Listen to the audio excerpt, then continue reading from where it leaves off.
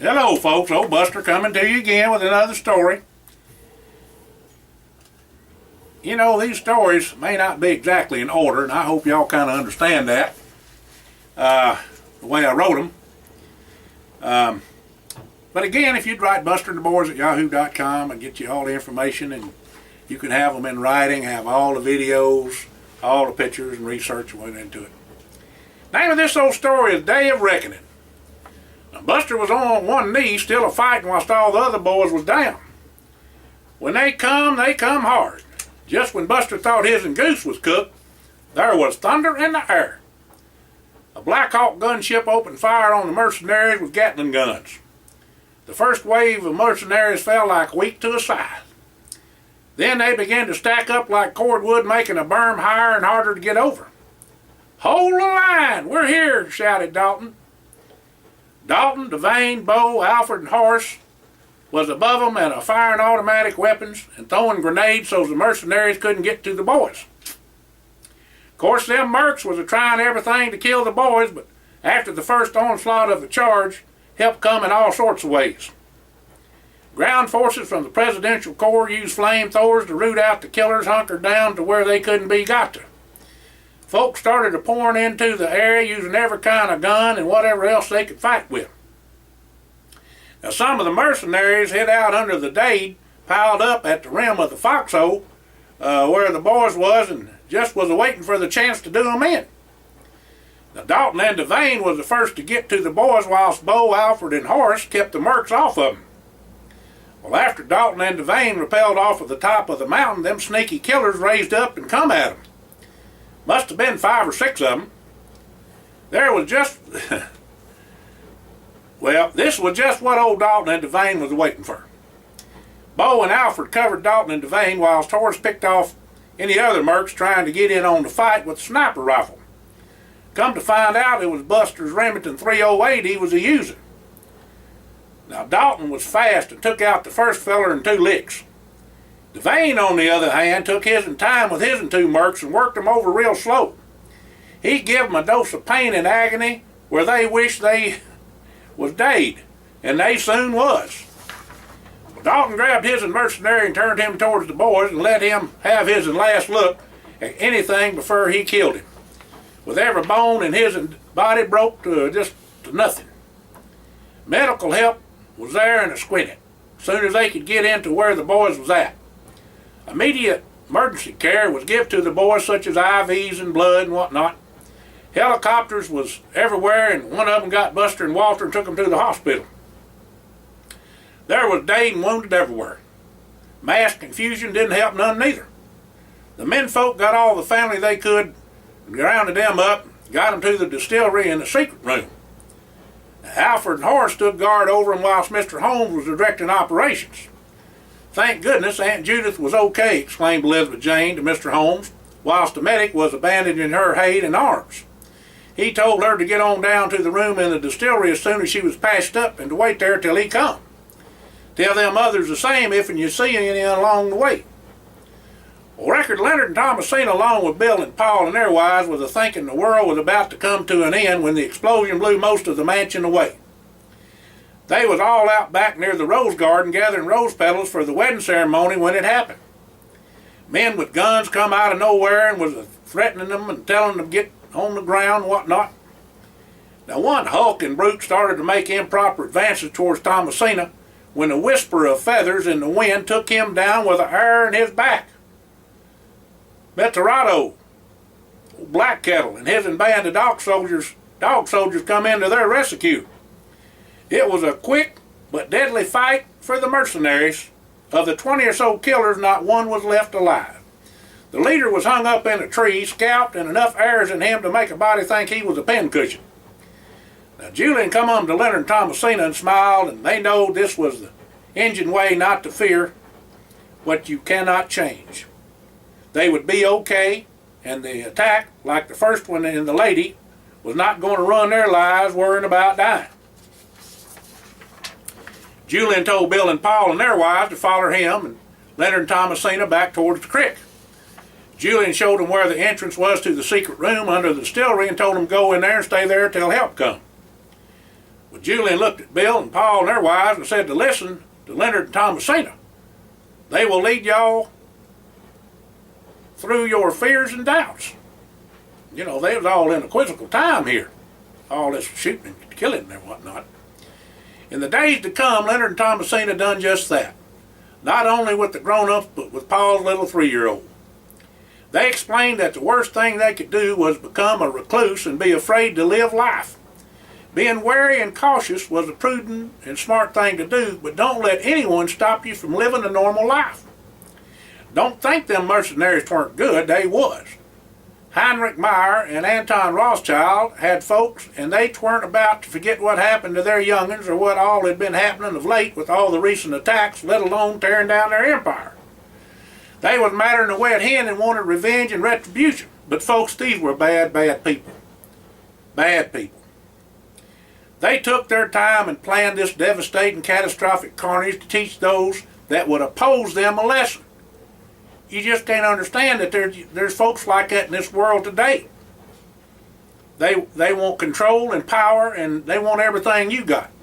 Don't belong to them. The number of dead and wounded included men, women, and children. Make a feller just cry right here. A body count for the dead and the wounded ain't been made because of the fierce fighting that was still going on, even though it was sporadic now. At least the fighting had moved away from the main house and grounds and into the woods. The town of Mount Sterling wasn't about 5,000 or 6,000 folks, and most of them come to the party and the dance. It was lucky that most of the little ones was in bed by the time the attack come. It was going to take a while to get the wounded tended to and the dead to a portable morgue. Both the Tiptons and the McBrayers lost their share of kin as well as other families. The reinforcements of the Presidential Corps and law enforcement agencies was exceptionally prompt. Mr. Holmes was smart enough to know that with this power-hungry and vicious bunch of evildoers knowing about this kind of gathering, anything could happen, and it sure enough did. The next few days was sure enough a doozy of trying to guard everybody, tend to the wounded, making arrangements for the day, and beginning the cleanup. Mr. Holmes left and come back with Dalton and Devane and told the menfolk that operations to take out as many of the Illuminati as possible was underway. The President spoke to all the leaders of the countries where they was a-hiding and headquartered and told them in no uncertain terms what was coming. If they didn't like it, then it was war. They could help or get out the way, their choice. Now, Mr. Holmes knew that he was going to have one heck of a time getting rid of all the Illuminati, and it was going to be an ongoing fight, but at least he was going to see to it that it set them right back smart. Set them back right smart at a time, you know, like hard to come back, if not forever. Now, Dalton and Devane stopped in to see the boys and check on all the folks involved with the plan, and then they left on out to start tending to business. That's the old executioner and the enforcer. The snakes had hated for their dens, and Dalton and Devane surely intended to kill them there and leave them lay. But Jesse was creased into hay by a bullet, but was otherwise unhurt. Hired had a few minor cuts and bruises, but wasn't hurt none at all. Walter had been shot in the shoulder and chest, but the bullet missed all the vital organs. He also had some knife cuts on his belly and arms. Now, Buster had the leg wound and was shot in the side, but there was nothing more than a flesh wound. Now, Buster was stabbed in the elbow and shot 3 more times, though. Buster was pert near done for when Dalton and Devane rappelled down the face of the mountain. The boy was tougher than a nickel steak, I tell you. He was still a-fighting them and trying to keep all them boys, mercenaries off the boys when Dalton got to him. It took a bit for Buster to heal up, but all the boys was on the mend. They was all took back to Washington, where Mr. Holmes had a safe place for them in case the Illuminati showed up again. The families of the boys didn't get off light neither. Ike and Melvin both got shot, but was touch and go for Grandpa Gus. The man was said to be a fighting machine for not only his age, but any age. He was doing all he could to protect the women folk and youngins and still trying to work his way to Buster. Now, Big Jim Holmes was a regular war horse, I tell you. Why, he'd snap necks and backs like they was twigs. Now, Mr. McBrayer could pluck the eye out of a squirrel at 100 yards with no problem. When he got a rifle off one of them mercenaries, he done a number on him. Now, Walter's pa, Walter Herman, just went plumb ballistic. After seeing his 2 boys shot, he was like a bull in a china closet. Now, Mr. Ollinger hollered over to Evelyn and the gals to see if they was all right and said he was going after Ike and Melvin. Ike was out of it, and Melvin was crawling and trying to drag Ike with him when Mr. Ollinger got there. He got both the boys on over to Mrs. Ollinger and had the girls to tend to them. If an mercenary was dead, Mr. Ollinger would shoot him against him, make sure he didn't get up. Lord, told you them paws was bad. They done been through many adventures with them boys at the presidential court. The McBrayer gals was right next to the Ollingers, and Miss McBrayer had a rifle she picked up off the ground and was firing at anything that moved towards the gals. Mr. McBrayer was also covering the women folk and was dropping them mercenaries like flies. Mr. McBrayer see the feller about to shoot Grandpa Gus and laid him out flat, laid her in the doornail, and then went and helped Grandpa Gus back to where the women was. They was a hole in their own when help come up to where it let the women folk concentrate on tending to their wounded and other folks that needed help till ambulances got there with medical personnel. Now, when all was said and done, 2,042 town folks and kin were dead or wounded. 469 men, women, and children was killed. 823 mercenaries was tallied up to a bit to dust, and there was no prisoners. The aftermath of the attack at Mount Sterling made world headlines, and the sympathetic outpouring of condolences and aid was overwhelming for the town and the families of the boys. The annihilation of the Illuminati was being talked about everywhere in every country on the globe. Those villains was going to have a hard time of trying to find a rock to hide under. Now, Mr. Holmes knew the Illuminati had vast resources, and there would be pockets of them still remaining, but he was bound and determined to root them out and hunt them down and annihilate them. All the boys healed up, and the mansion was rebuilt. The wedding for the boys was held there, and it just wasn't for 4 anymore, it was for 5. Elizabeth, James, and Bo married up along with the boys. Aunt Judith was a beaming and a shining like a new penny, as proud as Punch over her young'uns. Mr. Holmes, Dalton, Devane, Horace, and Alfred all come as well. Alfred and Horace said they never would miss the chance to come to the mansion. They ain't never had such good victuals in their life, they said. Well, the whole farm was rebuilt and transformed into a living legacy to those that perished that fateful day. All the families that lost kin was helped out in whatever way they needed to, and the town prospered with all the aid and notoriety. Not bad press, mind you, but as a tribute to the lost ones of the community. Bo agreed to take a place and help and run the distillery, and the place as well as overseeing his folks' plantation. Him and Elizabeth Jane would spend time at each place and see to their people. The McGregors had their kin stay for 3 months before they went on back to Scotland and finally made Aunt Judith a promise to come for a visit. Aunt Judith told Buster and Jessie to get the families ready to go on a trip to Scotland and England to see their kin people when she went. Elizabeth Jane would make all the plans with the McGregors. The Duchess, which was one of their planes, a big one, would get them all there to Scotland and back in fine feather and high style, and they could come and go as they pleased. When Mr. Holmes come for the wedding, he asked the boys to take them and the rest of the fellers back to the plane when they was ready to leave. Before they left, Paul, Bill, and their wives come up to Mr. Holmes and asked him whatever happened about the fellers the Indians killed. In fact, where was those Indians? They didn't even know where they come from.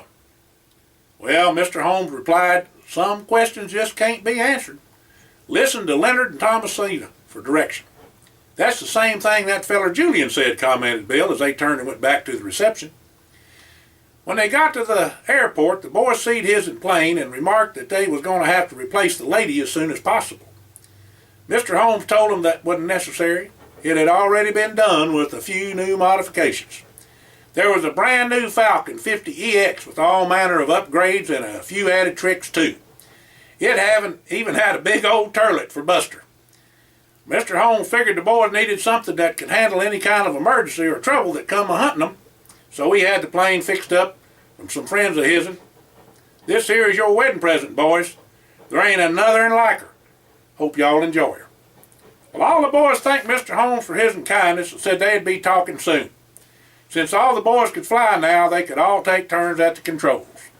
Well, how about gathering up the gals and heading out to Denver for supper at the house that Hired built? Reckon we can get a seat? Said Hired. All of them just busted out laughing over that. Him and them steaks. Y'all have a blessed evening. Hope you enjoyed the story. Look out for the family. The next one coming.